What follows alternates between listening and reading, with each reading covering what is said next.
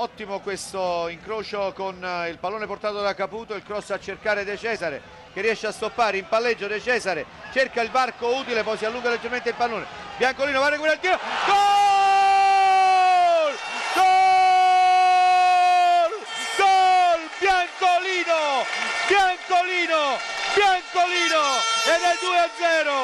Doppietta di Biancolino al 33esimo. Raddoppio, Francesca De Simone, bordo campo, la panchina.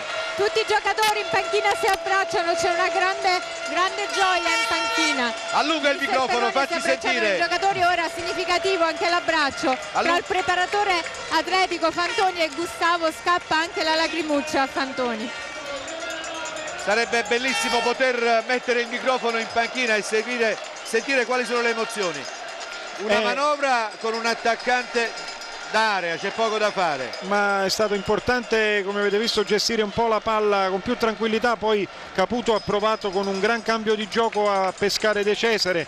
La sua iniziativa personale ha fatto in modo che Biancolino andasse a concludere a rete da attaccante vero, qual è, ovviamente sprecato per categorie di questo tipo. E come dicevamo in apertura di commento, Biancolino, De Cesare e Caputo sono i terminali offensivi di questa squadra che firmeranno ovviamente il passaggio della Salernitana in C. Gigi